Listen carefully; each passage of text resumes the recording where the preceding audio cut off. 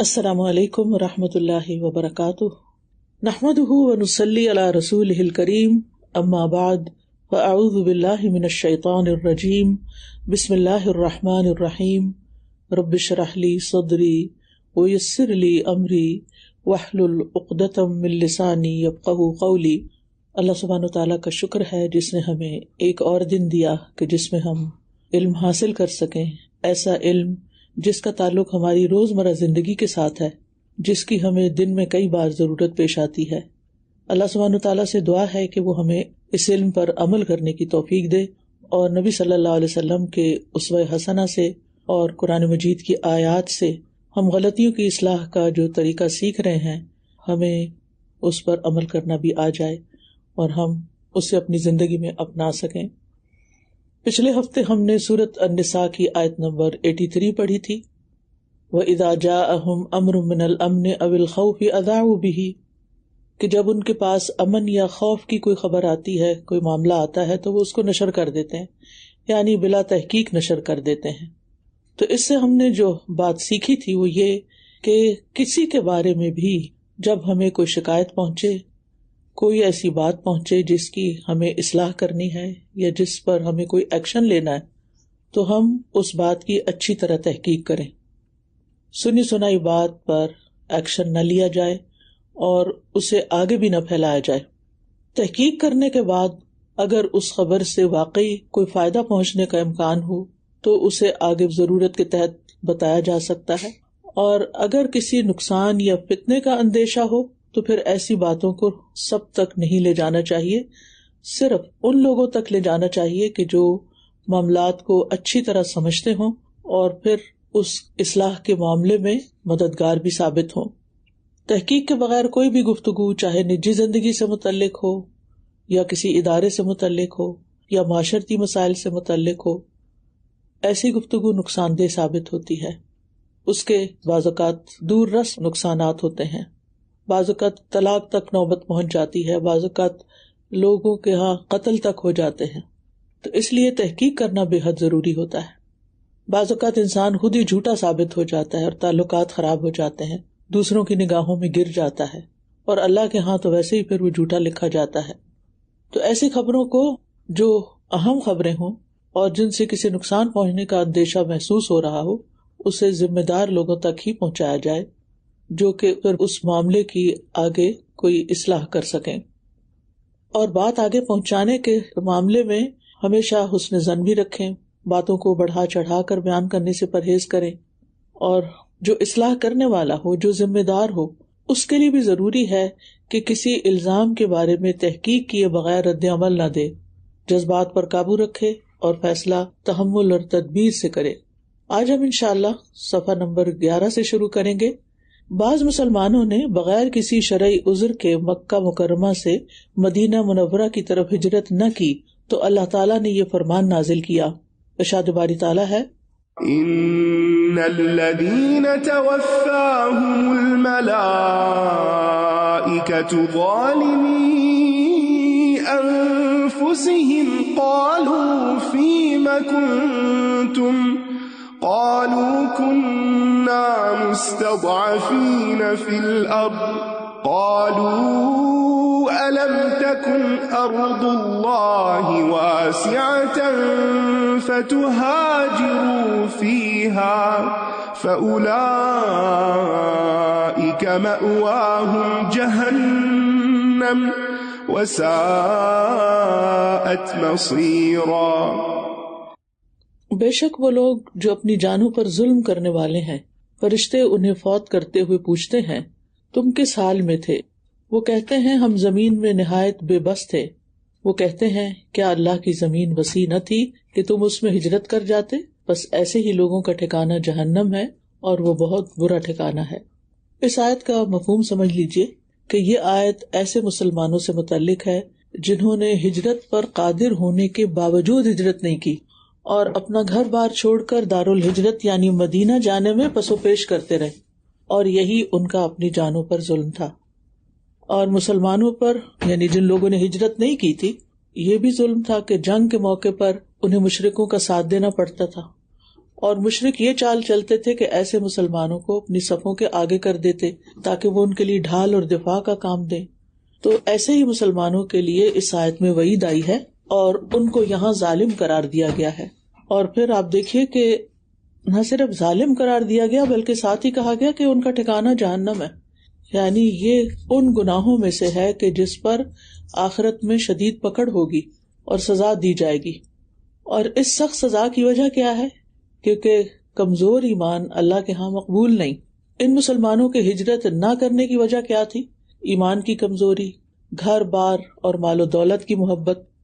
لہٰذا اللہ تعالیٰ نے ایسے لوگوں کو تنبیہ کی کہ جو دنیا کے فائدے، مال و متاع اور آرام کی خاطر دین کے لیے قربانی نہ کریں یا گناہ اور نافرمانی کی جگہ کو نہ چھوڑیں تو اللہ تعالیٰ انہیں انجام سے خبردار کرتے ہیں تاکہ وہ اپنی کمزوری پر غور کریں، ایمان کو مضبوط کریں اور آخرت کے سخت انجام سے بچ سکیں. اس آیت سے ہمیں ہجرت کی اہمیت بھی پتہ چلتی ہے اور یہ آیت ان لوگوں کی مذمت کرتی ہے جو کمزور ہونے کا بہانہ بنا کر ہجرت نہیں کرتے تھے اور ایک غلط ماحول میں رہتے تھے. ہجرت ہے کیا؟ جب دین کے راستے میں مشکلات پیدا ہوں اور جان و مال کی حفاظت مشکل ہو جائے تو اپنے دین کو بچانے کے لیے نیک ارادوں اور تمناؤں کے ساتھ اللہ کے لیے اپنے گھر کو چھوڑ کر دوسری جگہ چلا جانا یہ ہجرت کہلاتا ہے. یعنی جب انسان دین پر عمل نہ کر سکے اور اپنے جان و مال کی حفاظت نہ کر سکے تو پھر اس جگہ چلا جائے جہاں اس کے دین کی حفاظت ہو سکے. کیونکہ ایمان کی حفاظت، اپنے دین کی حفاظت ہماری زندگی میں سب سے اہم چیز ہے. جہاں بھی دین پر عمل مشکل ہو وہاں اپنا ایمان بچانے کے لیے اس جگہ کو تبدیل کر لیں، ان لوگوں سے میل جول ختم کر دیں، اپنے ماحول کو تبدیل کریں. کیونکہ اللہ سبحانہ وتعالیٰ کے ہاں کوئی بھی چیز اس طرح کی جو ہے کہ ہمارا ماحول اچھا نہیں تھا، معاشرہ خراب تھا، فتنے کا دور تھا، اس لیے ہم یہ نہیں کر سکے کہ ہم ان چیزوں کو چھوڑتے. اصل امتحان ہی یہی ہے کہ انسان کے پاس جب اللہ کا حکم آ جائے تو پھر کوئی بھی بہانہ نہ کرے اور اپنی پوری کوشش کرے کہ وہ اللہ تعالیٰ کی اطاعت کرے گا، خواہ اس کے لیے کوئی بھی قربانی کرنی پڑے. تو بنیادی طور پر ہجرت نافرمانی کی جگہوں کو چھوڑنا ہے، گناہوں کو چھوڑنا ہے اور برے ماحول پہ رضامند رہنا اور نیکی سے پیچھے ہٹنا، یہ خود اپنی جان پر ظلم کرنا ہے. تو کوئی بھی ایمان رکھنے والا شخص یا جس کا ایمان مضبوط ہو وہ کبھی بھی یہ پسند نہیں کرتا کہ وہ ایسے ماحول میں رہے جہاں وہ دین پر عمل نہ کر سکے، جہاں دین کا مذاق اڑانے والے اور ایسے لوگ ہوں کہ جو ہر دم رکاوٹیں کھڑی کریں، مشکلات پیدا کریں اور بنیادی فرائض تک ادا نہ کرنے دیں جیسے نماز، روزہ، حج، زکوٰۃ وغیرہ. تو ایسے میں انسان کو پھر کوشش کرنی چاہیے کہ کوئی اور جگہ تلاش کرے اور ایسے لوگوں کے ساتھ سمجھوتا نہ کرے اور دنیاوی فائدوں کے لیے ایسی جگہوں پر نہ رہے. اس بارے میں ایک حدیث بھی آتی ہے، عبداللہ ابن عمرو رضی اللہ عنہما سے مروی ہے کہ نبی صلی اللہ علیہ وسلم نے فرمایا کہ مسلمان وہ ہے جس کی زبان اور اس کے ہاتھ سے مسلمان محفوظ ہوں، اور مہاجر وہ ہے جو اللہ کی منع کی ہوئی چیزوں کو چھوڑ دے. تو ہجرت کا مطلب چھوڑنا ہوتا ہے نا، ہجرہ کا مطلب چھوڑنا ہوتا ہے، وَاهْجُرْهُمْ هَجْرًا جَمِيلًا جیسے آتا ہے قرآن مجید میں. تو یعنی اصل مقصود گناہ چھوڑنا ہے، اور گناہ چھوڑنے کے لیے اگر جگہ چھوڑنی پڑے، کچھ لوگوں کو چھوڑنا پڑے تو پھر وہ چھوڑ دینا چاہیے. ایسے دوست، ایسا سوشل سرکل کہ جن کے بیچ میں بیٹھ کر آپ کبائر کے مرتکب ہوں اور آپ کو اپنا ایمان کمپرومائز کرنا پڑے تو پھر انسان کو ہوش مندی سے کام لینا چاہیے. اور ہر قسم کی کمزوری عذر نہیں بن سکتی کہ نہیں اب ہمارے لیے مشکل ہے، ہم کہاں جائیں، کیا کریں. اللہ تعالیٰ کی زمین بہت وسیع ہے. جب انسان اللہ سبحانہ تعالیٰ کے لیے ایک چیز کی قربانی کرتا ہے تو اللہ تعالیٰ اس کے لیے نئے دروازے کھول دیتا ہے. یجد فی الارض مراغما کثیرا وسعا، تو پناہ کی جگہ بھی مل جاتی ہیں اور وسعتیں بھی مل جاتی ہیں. اور اس معاملے میں پھر انسان کو اللہ سبحانہ تعالیٰ پر بھروسہ کرنا چاہیے اور لوگوں کے ڈر سے نکل کر اللہ کی مدد پر یقین رکھنا چاہیے کہ رازق اللہ ہے اور اللہ تعالیٰ یہاں بھی رزق دے رہا ہے، زمین اللہ کی ہے، دوسری جگہ بھی رزق دے گا. لیکن نافرمانی کا ماحول اور نافرمانی کے کام چھوڑنا نہایت ضروری ہے. اب یہاں مصلح کے لیے کیا رہنمائی ہے؟ مصلح جو ہے اپنے ماتحتوں کو، مثلا اگر گھر میں ہے تو بچے ہیں، استاد ہے تو شاگردوں، ادارہ ہے تو جو متعلق افراد ہیں، ان کو مایوسی اور تنگ نظری سے نکال کے حوصلہ دے کہ اللہ کی زمین اور مواقع بہت وسیع ہیں، دین پر جمے رہنے کا ارادہ مضبوط کریں. یعنی اصلاح میں صرف یہ نہیں کہ یہ کرو یہ نہ کرو، یہ بھی آتا ہے کہ جب کسی کام کے کرنے کا کہا جائے تو اس پر انکریج بھی کیا جائے کہ تم یہ کر سکتے ہو. اگر کسی کو کوئی بری عادت چھوڑنے کے لیے بتایا جائے کہ یہ بری عادت چھوڑ دو تو پھر اس کو موٹیویٹ بھی کیا جائے کہ تم اس چیز کو چھوڑ سکتے ہو. کیونکہ جب کوئی شخص کام کرتا ہے اور اس کا حوصلہ اور ہمت کم ہوتی ہے تو دوسروں کو چاہیے اور مصلح کو چاہیے کہ وہ ہمت بڑھائے. اب مثال کے طور پر آپ دیکھیں، جیسے چھوٹا بچہ ہے چل نہیں سکتا تو والدین انگلی پکڑ کے چلاتے ہیں، کوئی واکر لے دیتے ہیں، یعنی وسائل فراہم کرتے ہیں تاکہ بچہ چلنے کے قابل ہو جائے. تو اسی طرح اگر کوئی بھی بچہ مثلاً آپ کے شاگردوں میں سے کوئی ڈرگس کا شکار ہو گیا ہے یا کچھ، تو آپ اس کو صرف یہ نہیں کہیں گے کہ یہ ایک حرام چیز ہے جو تم کر رہے ہو، یہ غلط کام ہے جو تم کر رہے ہو. اس کو طریقے بھی بتائیں گے، اس کا ہاتھ پکڑیں گے، اس کے پیرنٹس سے بات کریں گے، یعنی پوری ہمدردی، خیرخواہی اور اصلاح کے ساتھ اس انسان کو اس دلدل سے نکلنے کے لیے ایک موٹیویشن دیں گے، اس کی ہر طرح سے مدد کریں گے. کیونکہ اس کے بغیر اصلاح نہیں ہوتی. اصلاح صرف زبانی کلامی نہیں ہوتی کہ یہ کرو اور یہ نہ کرو، بلکہ اس سے متعلقہ چیزیں جو ہیں ان کی بھی کیئر کرنی پڑتی ہیں. اور مصلح کے لیے بہت ضروری ہے کہ وہ غلطیوں اور نافرمانیوں کے انجام سے لوگوں کو آگاہ کریں تاکہ وہ اپنی زندگیوں کو سنواریں. جیسے اس آیت میں اللہ تعالیٰ نے ہجرت نہ کرنے والوں کے لیے جو چھوٹے موٹے عذر بہانے کر کے، لیکن اللہ تعالیٰ تو دلوں کا حال جانتا ہے نا، دل میں تو کچھ اور ہے کہ اتنا بڑا گھر بنایا ہے، بڑی مشکل سے تعمیر کیا ہے، اب اس میں ساری ایکسیسریز لگائی ہیں اور اب ہم اس وجہ سے چھوڑ جائیں. کوئی بات نہیں، اللہ مالک ہے، بچے ٹھیک ہو جائیں گے، چلیں اگر ہم سارے دین پر عمل نہیں کر رہے تو کچھ تو کر ہی رہے ہیں. تو پھر اس کے بارے میں انسان کو ضرور سوچنا چاہیے کہ وہ آگے اللہ تعالیٰ کو کیا جواب دے گا، اور جو اصلاح کر رہا ہے، جو مشورہ دے رہا ہے، وہ بتائے بھی کہ وہ جس حال میں ہے اس کا نقصان کیا ہے، اور اس کو چھوڑ کر ایک بہتر حال میں جائے گا تو اس کا فائدہ کیا ہے. اسٹوڈینٹس کے معاملے میں بھی اگر مثال کے طور پہ کوئی بچہ پڑھتا نہیں ہے یا ہوم ورک نہیں کرتا تو اس میں صرف ماں باپ کو کال نہیں کریں کہ آپ کا بچہ یہ نہیں کر رہا، آپ کا بچہ وہ نہیں کر رہا. یعنی ہم یہ نہیں کر سکتے کہ ہم سارا کچھ پیرنٹس پہ ڈال دیں یا پیرنٹس جو ہے وہ سب کچھ استادوں پہ ڈال دیں. ایک بچے کی اٹھان میں ایک پورا گاؤں مددگار ہوتا ہے، یعنی پوری فیملی، یعنی پورا ماحول جو ہے وہ اثر انداز ہوتا ہے. تو اس لیے سب کو اپنا اپنا فریضہ انجام دینے کی ضرورت ہے، اور خاص طور پر جو اصلاح کا کام کر رہا ہے اور جس کی اصلاح کی جا رہی ہو اس کو باقاعدہ پوری رہنمائی دینی ضروری ہے کہ اسے کیا کرنا چاہیے، اور پھر یہ کہ اس کو آخرت کا انجام یاد کروانا چاہیے، اور خود احتسابی کا طریقہ سکھانا چاہیے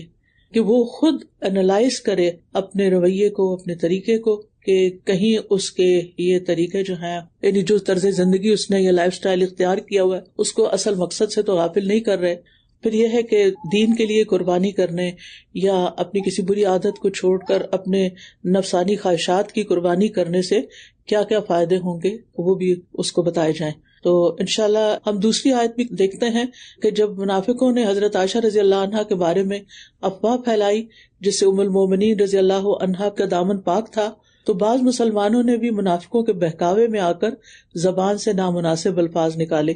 اس پر اللہ تعالیٰ نے یہ آیات نازل فرمائی. ولولا فضل الله عليكم ورحمته في الدنيا والآخرة لمسكم فيما أفضتم فيه عذاب عظيم إذ تلقونه بألسنتكم وتقولون بأفواهكم ما ليس لكم به علم وتحسبونه هينا وهو عند الله عظيم ولولا إذ سمعتموه قلتم ما يكون لنا أن نتكلم بهذا سبحانك هذا بهتان عظيم يعظكم الله أن تعودوا لمثله أبدا إن كنتم مؤمنين. اللہ تعالیٰ فرماتے ہیں اگر تم پر دنیا اور آخرت میں اللہ کا فضل اور اس کی رحمت نہ ہوتی تو جس بات کا تم چرچا کرتے تھے اس کی وجہ سے تم پر ایک بڑا عذاب نازل ہو جاتا، جب تم اپنی زبانوں سے اس کا ایک دوسرے سے ذکر کرتے تھے اور اپنے منہ سے ایسی بات کہتے تھے جس کا تمہیں علم نہ تھا اور تم اسے معمولی سمجھتے تھے، حالانکہ اللہ کے نزدیک وہ بڑی بھاری بات تھی۔ اس کے بعد فرمایا، جب تم نے اسے سنا تو کیوں نہ کہہ دیا کہ ہمارے لیے مناسب نہیں کہ ایسی بات زبان پر لائیں، اے اللہ تو پاک ہے، یہ تو بہت بڑا بہتان ہے۔ اللہ تمہیں نصیحت کرتا ہے کہ اگر تم مومن ہو تو دوبارہ کبھی ایسا کام نہ کرنا۔ تو یہ سورۃ نور کی آیات ہیں جن میں اللہ سبحانہ و تعالیٰ نے مسلمانوں کی نجی، پرائیویٹ اور معاشرتی زندگی سے متعلق اہم اصلاحی ہدایات فرمائی ہیں۔ یہ آیات اس حقیقت کو واضح کرتی ہیں کہ بعض باتیں انسانوں کے درمیان بہت بڑا فساد پیدا کر دیتی ہیں، خاص طور پر جب کوئی شخص بغیر سوچے سمجھے بات کرے یا کسی کی ذات پر الزام لگائے۔ ایسے بے احتیاطی والی باتیں معمولی نہیں ہوتی جب کسی کا کردار جو ہے اس کو خراب کیا جا رہا ہو، بلکہ یہ سنگین گناہ ہیں جن کے اثرات پورے معاشرے تک پھیل جاتے ہیں۔ لہٰذا اللہ سبحانہ و تعالیٰ نے اس غلطی کی اصلاح فرمائی تاکہ ایسی غلطی معاشرے میں دوبارہ نہ ہو، اور بتایا کہ ایسے موقع پر اہل ایمان کو کیا طرز عمل اختیار کرنا چاہیے، یعنی تحقیق کرنی چاہیے، احتیاط برتنا چاہیے اور زبان پر قابو رکھنا چاہیے تاکہ مسلمانوں میں فتنہ اور بگاڑ پیدا نہ ہو۔ تو اس آیت سے پتہ چلتا ہے کہ اللہ سبحانہ وتعالیٰ نے مسلمانوں کو صرف حلال حرام کی باتیں نہیں بتائیں، یہ قرآن میں صرف قصے کہانیاں نہیں ہیں، بلکہ مسلمانوں کی دینی اور اخلاقی تربیت کی گئی ہے، ان کے اخلاق کو بہتر بنایا گیا ہے۔ اور خاص طور پر یہ کہ کچھ الزام جیسے کسی پہ زنا کی تہمت لگانا، یہ بہت ہی سنگین قسم کا گھناؤنا جرم ہے اور اس پر سزا بھی بڑی سخت رکھی گئی۔ آپ جانتے ہیں نا کہ اس طرح کے الزام لگانے والے کو 80 کوڑے مارنے کا حکم ہے، اور اس کو اصطلاح میں حد قذف بھی کہتے ہیں، اور پھر یہ کہ اس کی گواہی بھی آئندہ قبول نہیں ہوگی۔ حضرت ابو ہریرہ کہتے ہیں کہ نبی صلی اللہ علیہ وسلم نے فرمایا، 7 ہلاکت خیز گناہوں سے بچو۔ صحابہ نے عرض کیا، اللہ کے رسول وہ کیا ہیں؟ آپ نے فرمایا، اللہ کے ساتھ کسی کو شریک ٹھہرانا، جادو کرنا، کسی جان کو قتل کرنا جسے اللہ نے حرام ٹھہرایا مگر حق کے ساتھ، سود کھانا، یتیم کا مال ہڑپ کرنا، لڑائی کے دن پیٹ پھیر کے بھاگ جانا، اور پاک دامن ایمان والی بھولی بھالی عورتوں پر زنا کی تہمت لگانا۔ اچھا، اس کا یہ مطلب نہیں کہ صرف عورتوں پر الزام نہیں لگانا چاہیے، چونکہ عورت کی عزت و عصمت جو ہے وہ زیادہ اہم ہوتی ہے مرد کے مقابلے میں، کیونکہ اس کو اس طرح کے الزام کے بعد زیادہ بڑے نقصان کا سامنا کرنا پڑتا ہے، تو اس لیے ان کا ذکر کیا گیا، ورنہ مردوں پر بھی ایسا الزام نہیں لگایا جا سکتا۔ رسول اللہ صلی اللہ علیہ وسلم نے فرمایا کہ جس شخص نے کسی مومن کے بارے میں کوئی ایسی بات کہی جو اس میں نہیں تھی تو اللہ اسے جہنمیوں کی پیپ میں ڈالے گا، اور وہ اس بات کا مستحق رہے گا حتیٰ کہ وہ اپنی بات سے باز آ جائے، یعنی توبہ کر لے۔ یعنی اگر کسی نے کسی پر ایسا الزام لگایا، اس کی تحقیق نہیں کی اور اس کو پھیلایا، تو پھر آخرت میں اس کی یہ سزا ہوگی۔ نبی صلی اللہ علیہ وسلم نے یہ بھی فرمایا کہ بے شک سب سے بڑا سود یہ ہے، یعنی جو ربا ہے، اس سے بھی بڑا جرم یہ ہے کہ انسان ناحق کسی مسلمان کی عزت سے کھیلے اور اس پر ایسے الزام لگائے کہ جو اس کے اندر قباحتیں یا اس کے اندر ایسے جرائم ہیں نہیں۔ اسی طرح یہ ہے کہ یہاں جو یہ کہا گیا نا کہ تحسبونہ ہینا وہو عند اللہ عظیم، یعنی بعض باتیں انسان معمولی سمجھتا ہے، ان پہ ہنس دیتا ہے، لیکن اللہ تعالیٰ کے ہاں وہ بہت ناگوار ہوتی ہیں۔ یعنی بعض اوقات کسی کی لباس پر اور بعض اوقات کسی کی بات پر اس کا مذاق اڑانا شروع کر دیتے ہیں لوگ، تو اس سے بھی بچنا چاہیے۔ یعنی کئی دفعہ معمولی سمجھے جانے والے جو گناہ ہیں وہ معمولی نہیں ہوتے بلکہ بہت بڑے ہوتے ہیں، اور عین ممکن ہے کہ انسان کی دنیا اور آخرت برباد ہو جائے۔ تو اس لیے ان چیزوں کو ایک قصہ کہانی سمجھ کر نشر نہیں کرنا چاہیے، بلکہ کوشش کرنی چاہیے کہ لوگوں کی عزت اور جو ان کا وقار ہے اس کی حفاظت کی جائے، اور اگر کوئی ایسے الزام تراشی کر رہا ہے تو اس کی روک تھام بھی کی جائے۔ اب اس میں اصلاح کے کون سے پہلو ہیں؟ سب سے پہلی بات تو یہ ہے کہ انسان خود جھوٹ سننے اور پھر اسے پھیلانے سے اجتناب کرے، چاہے مذاق کے نام پر ہی کیوں نہ ہو، چاہے کسی کو ہنسانے کے لیے ہی کیوں نہ ہو۔ یعنی کہتے ہیں نا، ایمان اور جھوٹ ایک دل میں جمع نہیں ہو سکتے نا، تو مومن جھوٹی باتوں سے نہ کبھی خوش ہوتا ہے، نہ اس کو پسند آتی ہیں، اور نہ ہی وہ ایسی مجالس کو پسند کرتا ہے۔ کہ جہاں جھوٹی باتیں کر کے لوگ ہنس رہے ہوں یا کسی کی عزت سے کھیل کر انجوائے کر رہے ہوں، تو ایک مصلح ان چیزوں سے پرہیز کرتا ہے، اور صرف مصلح ہی نہیں بلکہ جو مصلح کے ساتھ متعلقہ لوگ ہیں وہ بھی۔ پھر یہ ہے کہ جس طرح ہر انسان اپنے آپ کو پاک دامن سمجھتا ہے، ایسے ہی دوسروں کے بارے میں بھی گمان رکھنا چاہیے، کیونکہ اگر ہم اپنے بارے میں کوئی ایسی بات پسند نہیں کرتے کہ ہم پر کوئی اس طرح کا الزام لگائے، تو پھر دوسروں کے ساتھ بھی یہ معاملہ ایسا ہی ہونا چاہیے کہ الزام لگانا ہی نہیں چاہیے، اور اگر کوئی لگا رہا ہو تو اس کی روک تھام بھی کرنی چاہیے، اور اگر کوئی کسی پر کیچڑ اچھالے تو اس کی تصدیق بھی نہیں کرنی چاہیے، چاہے وہ صحیح ہو، یعنی نہ تو اس پہ یقین کرنا چاہیے اور نہ ہی اسے آگے بڑھانا چاہیے۔ پھر یہ کہ الزام لگانے والے کو روکنا بھی چاہیے، تردید کرنی چاہیے کہ ایسی بات مت کرو اور اس کو آگے مت پھیلاؤ۔ اور خاص طور پر امہات المومنین، ان کے بارے میں غلط باتیں تو وہ تو ہمارے دل و دماغ میں آنی بھی نہیں چاہیے، کیونکہ وہ تو طاہرات ہیں، پاکیزہ ہیں، نبی صلی اللہ علیہ وسلم کی ازواج کے طور پر اللہ تعالیٰ نے ان کو منتخب کیا۔ پھر اسی طرح ایک اور چیز یہاں سیکھنے کو ہمیں ملتی ہے کہ انسان جو کہ اپنی باتوں سے پہچانا جاتا ہے، اس لیے انسان کو اپنی گفتگو پر خاص توجہ دینی چاہیے، کیونکہ بہت سے فسادات صرف زبان کی بے احتیاطی کی وجہ سے ہوتے ہیں، اور دوسروں کے لیے دل میں ہمدردی بھی ہونی چاہیے کہ کسی کا دل نہ دکھایا جائے، ان کو اذیت نہ دی جائے، اور جب معاملے کی حقیقت معلوم ہو تو خاموش رہا جائے، یعنی اول تو الزام لگایا نہ جائے، اور اگر کسی الزام کی تصدیق ہو جاتی ہے، پتہ چلتا ہے کہ وہ بات سچی تھی، تو بھی خاموش رہیں۔ ایسی باتیں معاشرے میں مشہور کرنے کی نہیں ہوتی، اور ان معاملات میں انسان سوچ سمجھ کر آگے بڑھے، غلط بات سن کر اللہ کی تسبیح بیان کرے کہ پاک تو صرف اللہ کی ذات ہے، اور مومنوں کے اندر ایک عمومی فضا قائم کریں، یعنی ادارے اپنے لوگوں کے درمیان یہ فضا پیدا کریں کہ ہمیں دوسرے مومنوں کا دفاع کرنا ہے، ہمیں ان کے خلاف باتیں نہ کرنی ہے نہ سننی ہے، اور جہاں ضرورت ہے اصلاح کی وہ صرف متعلقہ شخص تک بات کرنی، جیسے پچھلی آیت میں بات ہوئی تھی۔ اور حسن ظن جو ہے وہ سچے ایمان کی طرف لے جاتا ہے، جبکہ بدگمانی جو ہے یہ دلوں کی خرابی کی دلیل ہوتی ہے۔ اللہ سبحانہ وتعالیٰ نے فرمایا لولا اذ سمعتموہ ظن المؤمنون والمؤمنات بانفسہم خیرا وقالوا ھذا افک مبین۔ اس بارے میں ایک واقعہ آتا ہے ابو ایوب انصاری اور ان کی زوجہ محترمہ کے بارے میں، کہ جب لوگوں نے حضرت عائشہ رضی اللہ عنہا پر تہمت لگائی تو ان دونوں نے آپس میں میاں بیوی نے بات کی اور ایک دوسرے سے پوچھا۔ حضرت ابو ایوب انصاری رضی اللہ عنہ نے اپنی بیوی سے کہا، دیکھو اگر صفوان بن معطل کی جگہ میں ہوتا تو کیا میں اس فعل کا ارتکاب کرتا، یا پھر حضرت عائشہ رضی اللہ عنہا کی جگہ تم ہوتی تو کیا تم سے یہ فعل سرزد ہو جاتا؟ تو دونوں نے ہی ایک دوسرے کو جواب دیا، اللہ کی قسم ایسا ہرگز نہ ہوتا۔ پھر حضرت ابو ایوب رضی اللہ عنہ نے فرمایا، صفوان تو مجھ سے بھی اچھے اور بہترین ہیں،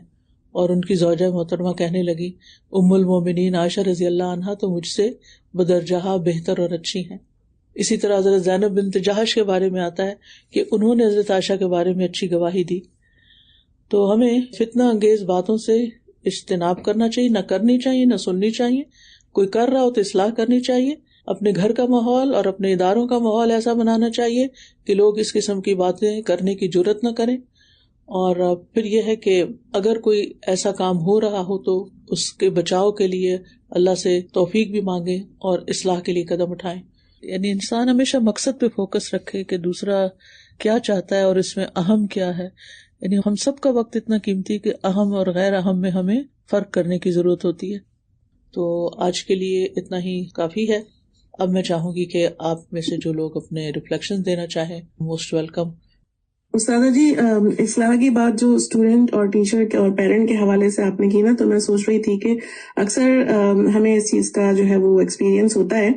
کہ پیرنٹس جو ہے نا وہ اپنے بچوں کی صرف برائیاں ہی ٹیچر کے سامنے بیان کر رہے ہوتے ہیں۔ اب اگر ٹیچر جو ہے وہ اپنا مائنڈ بنا لے کہ اچھا پیرنٹ تو زیادہ عرصہ وقت ٹائم اپنے بچے کے ساتھ گزارتا ہے، پیرنٹ زیادہ اچھا اور کون سمجھ سکتا ہے بچے کو، تو وہ کیا ہوتا ہے پھر کہ اس بچے کو نا وہ پھر اسی نظر سے دیکھنے لگ جاتا ہے، پھر اس کو اس بچے کے اندر چھپی ہوئی خیر اور آگے وہ کیا کیا کر سکتا ہے وہ اسے پھر کچھ نظر نہیں آتا۔ اس لیے ایز اے ٹیچر ہمارے لیے یہ بہت ضروری ہے کہ جو پیرنٹس بات کر رہے ہیں اس کی بھی ہم ریسپیکٹ کریں، ان کو بھی ہم کام ڈاؤن کریں، لیکن پھر ہمارا فوکس وہ بچہ جو ہے نا اور زیادہ ہو جائے کہ ہم اس کے اندر سے وہ خیر نکالیں، اس کی اچھی باتیں نکالیں، اور پھر پیرنٹس کو بتائیں کہ نہیں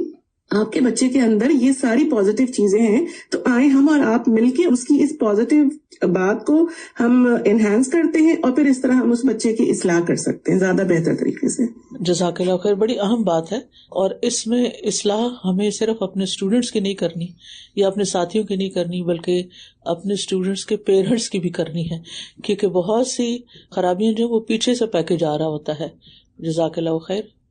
استاذہ، میں یہ جب سن رہی تھی آپ نے کہا کہ ایمان کی مضبوطی جو ہے وہ ایک مومن کے لیے بہت ہی ضروری ہے، تو اگر ہم ایمان کی مضبوطی کی بات کریں تو بہت دفعہ بچوں کے سلسلے میں ایز این ایڈلٹ، چاہے ہم ٹیچر ہوں چاہے پیرنٹ ہوں، کوئی بھی اگر ایسی، جیسے ابھی ہم نے یہ غلط خبر پھیلانے کے بارے میں بات سنی، تو جیسے سوشل میڈیا کا یوز بہت زیادہ ہے، لیکن کچھ بے بسی سی فیل ہوتی ہے، ایسے لگتا ہے کہ شاید ہم اصلاح کرنے کے لیے، ہم جو بڑے ہیں ایڈلٹس، ہم اتنا فرم نہیں ہو سکتے، یا ہم شاید اپنا کوئی پوائنٹ آف ویو جو ہے وہ اس طرح ایکسپلین نہیں کر سکتے. تو اس کے لیے ظاہر نرمی کے ساتھ، کنسسٹینسی کے ساتھ چلنا چاہیے، لیکن اس کے علاوہ اور ایسا کیا کیا جا سکتا ہے جس سے ایمان کی مضبوطی پہ کام ہو سکے، نفس پہ کام ہو سکے، اور ان چیزوں کو کنٹرول کیا جا سکے، especially for the teenagers? جی، اس میں یہ ہے کہ ہمیں اصلاح کرتے ہوئے یہ بات ضرور یاد رکھنی چاہیے کہ اصلاح کا عمل صرف چند دفعہ کے لیکچر یا چند نصیحتوں یا چند کوششوں سے نہیں ہوتا. یہ ایک مستقل عمل ہے، اور اس میں صبر سے بھی کام لینا ہوتا ہے، کہیں تھوڑا تغافل بھی برتنا ہوتا ہے، اور کوششیں جاری رکھنی چاہیے. میں سوچتی ہوں کہ میں اگر کمپیئر کروں جب میں ٹین ایجر تھی اور اب کے ساتھ، تو زمین آسمان کا فرق ہے. اگر اس وقت میرے مربی میرے ساتھ صبر کا معاملہ نہ کرتے تو شاید میں آج دوسروں کو دین کی تعلیم دینے کا یہ فائدہ نہ پہنچا سکتی. نبی صلی اللہ علیہ وسلم نے ابو محذورہ کو کس طرح، جب اذان کے مذاق اڑا رہے تھے تو کس طرح ان کے ساتھ معاملہ کیا، ان سے اذان دلوائی اور پھر مکہ کا مؤذن مقرر کر دیا اور انعام بھی دیا. تو غلطیوں کو معاف کرتے ہوئے، انکریج کرتے ہوئے، صلاحیتوں کو پہچاننا ضروری ہوتا ہے. اور وہ صلاحیتیں چونکہ غلط جگہ استعمال ہو رہی ہیں، تو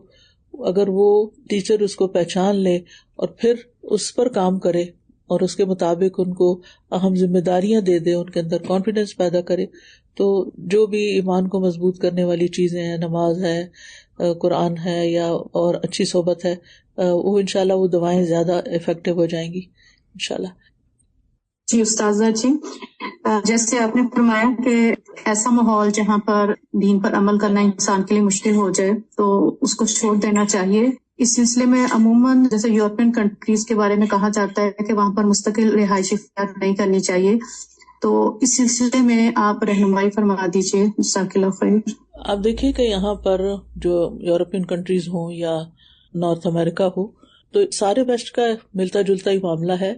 الحمدللہ یہاں بعض مراکز اور مساجد اور یوتھ، یعنی چونکہ مذہبی آزادی ہے تو اتنی مضبوط ہے وہ ماشاءاللہ، یعنی جو بھی کوششیں کر رہے ہیں لوگ ان کے لیے، کہ وہ میرا خیال ہے کہ بعض اسلامی ممالک سے بھی زیادہ بہتر کام کر رہے ہیں. تو اس پر ایک کوئی اس طرح کا فتویٰ نہیں دیا جا سکتا. ہر شخص دیکھ سکتا ہے کہ وہ کس ماحول میں، اور اس کے لیے کتنا ممکن ہے ان سارے سخت قسم کے موسم کو سہنا اور اس کا مقابلہ کرنا. استاذہ جی، میں یہ بھی سوچ رہی تھی کہ ہم بڑوں کی غیبت کو تو غیبت سمجھتے ہیں،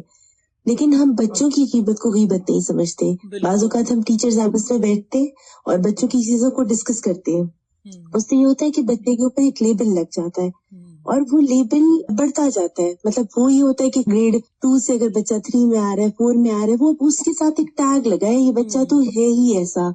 وہ بجائے اس کی اصلاح کے، وہ بچہ ایک ٹیگ ہو جاتا ہے اور شروع سے اس کو پھر ہم اسی طرح ڈیل کرتے ہیں. تو بڑوں کی غیبت کے ساتھ ساتھ بچوں کی بھی غیبت کرنا چھوڑنا چاہیے. بہت اچھا پوائنٹ آپ نے بتایا. اور پھر ایسے بچے جن کو والدین